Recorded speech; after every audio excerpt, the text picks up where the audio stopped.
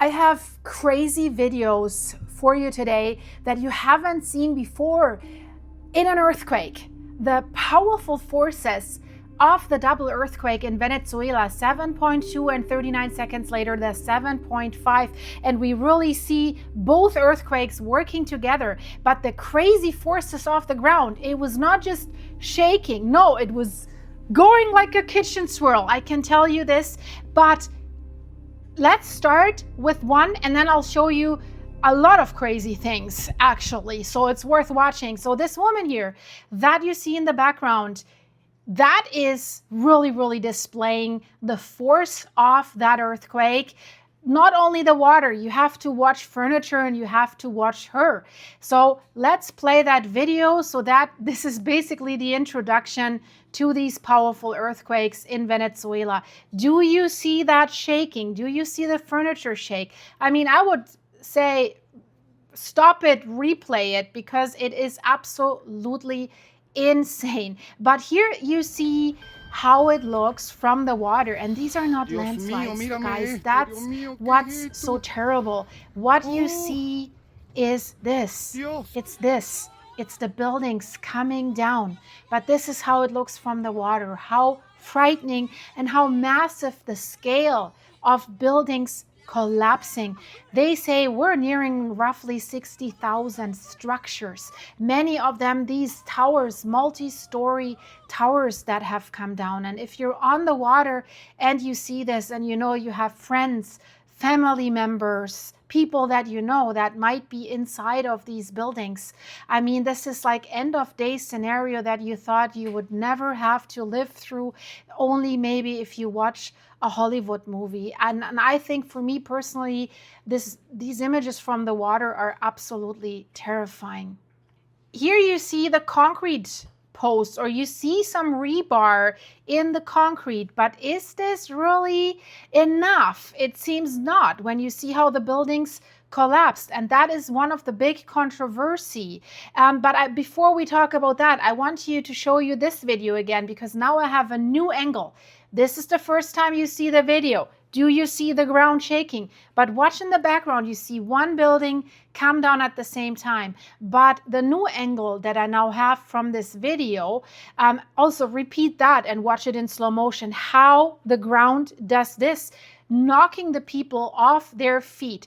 But the different angle that I have shows you basically what's going on the left side of the image here. You see the ground shaking crazy, but see you, there's more towers. There's 3 towers coming down. So there's at least 1 coming down on the right side and 3 towers on the left side. Imagine the sound.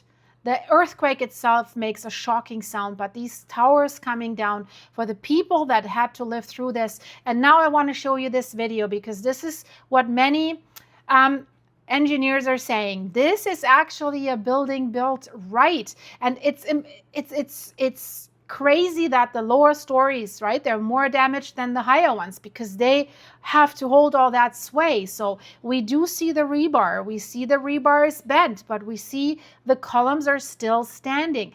Would this building have survived another shock or a stronger aftershock?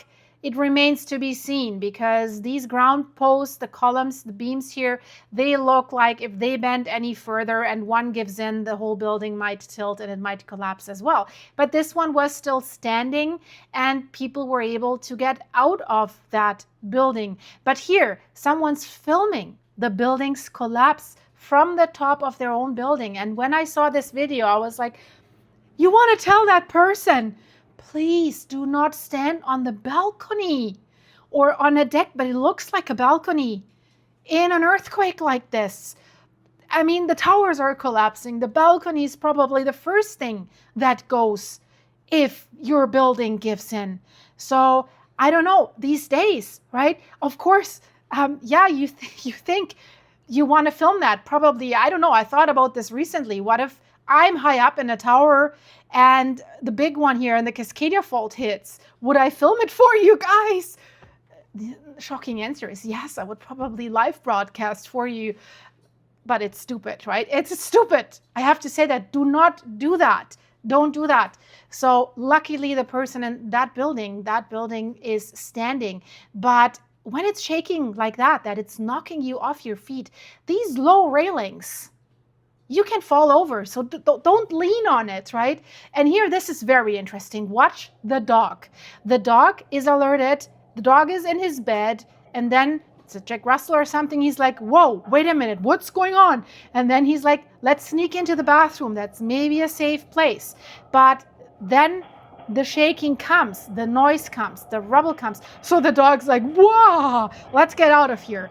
And then the interesting thing is that they have a second surveillance camera. Why do they have surveillance cameras in their bedrooms? That's the question I ask.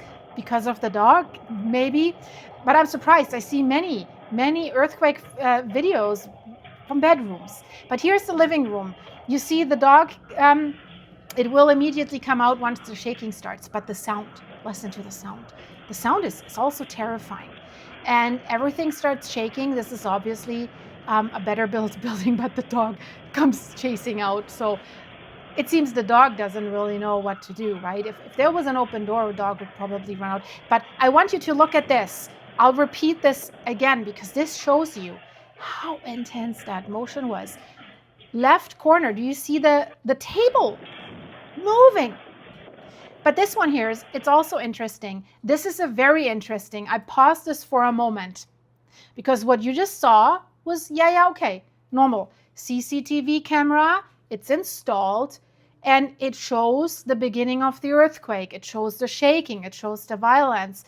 But I had to think about this video a bit and had to do some research about this video. Because what it is about to show you makes you think. It raises some question. Can this be real? Because the camera keeps filming while the building is collapsing. And what you see then, it's kind of like crazy.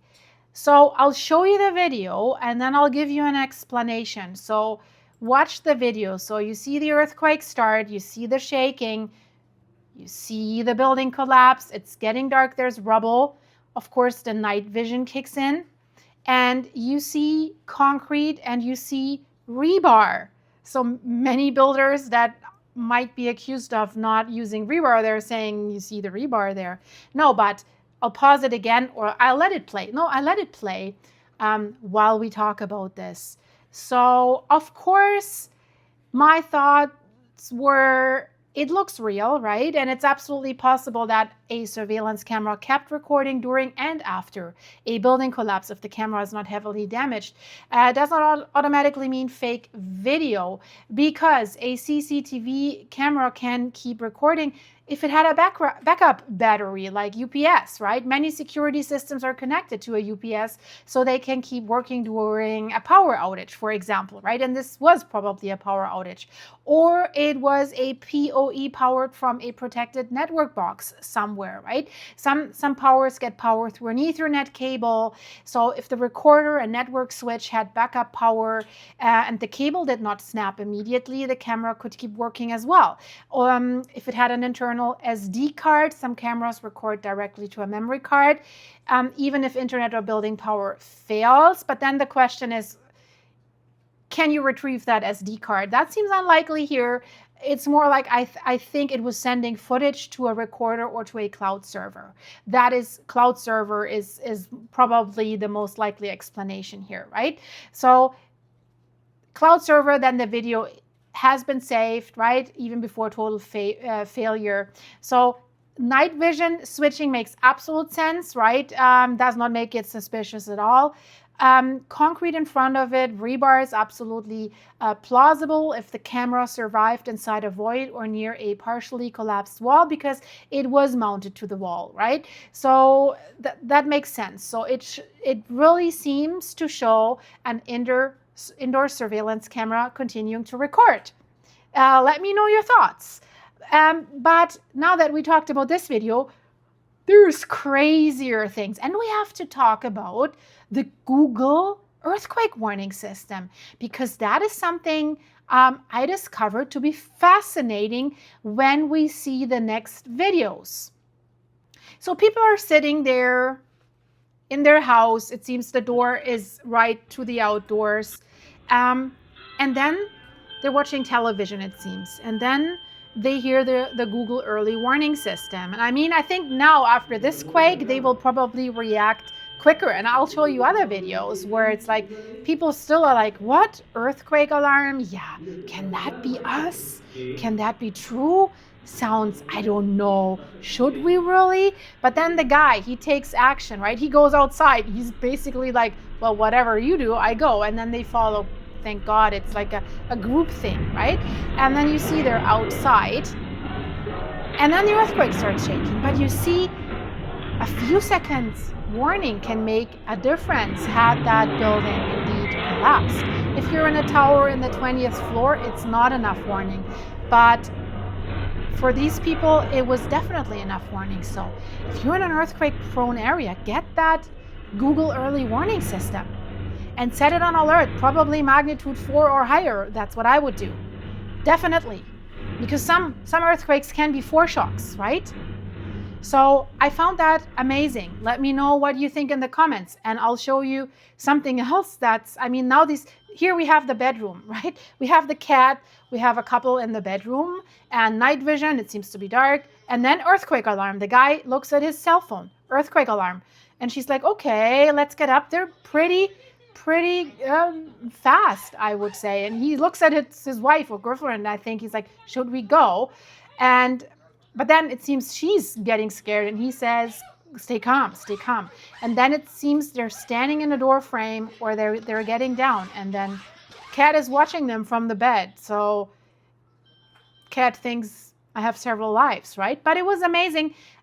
You see, it did give them a warning. They could at least get in the door frame where it's supposed to be safer, right? And this is just an aerial view that I want to show you the magnitude of the devastation that we see right now. And amazing is we have rescue crews from all over the world, and many of them are saying, although the 72-hour window has long closed to rescue people alive, we're still hoping, and there are some miracles still happening. They keep searching, which is amazing. These people are heroes with the dogs. They're going into buildings where above them that stuff could collapse on them, right? So and so are the dogs. And so many are warning there could be a crisis, health crisis now, sanitary crisis, right? People could get sick. Where's fresh water? So this is after the earthquake crisis comes the humanitarian crisis. People are displaced, but also like sanitary conditions, access to fresh water. It's a big problem. So yeah, I hope you found that interesting. If you did, guys, leave it a like, a hype, leave me a comment what you think. But I have something else for you that is kind of crazy, I have to say. And we're talking about the Spanish island of Tenerife in the Canary Islands, where we have unusual earthquakes. The earthquakes itself are unusual. Earthquake swarms, multiple swarms already, and the alert of the volcano is still green. I mean, we all remember La Palma in 2021. So now local observers say, I think we're seeing an eruption in the next couple days, next few days, maybe by July 14th. But the authorities are not raising the alert after everything that happened. There is some land rise, there's some swelling, gas emissions. These are earthquakes right underneath the crater, and they keep coming, the earthquake swarms. So local observers are saying they're covering something up. Is this because of tourists? Why do they not raise the alert? I'll show you everything you have to know. This is a volcano that we have to watch very closely. What is going on there? Check it out. I'll see you there in a second. Bye-bye.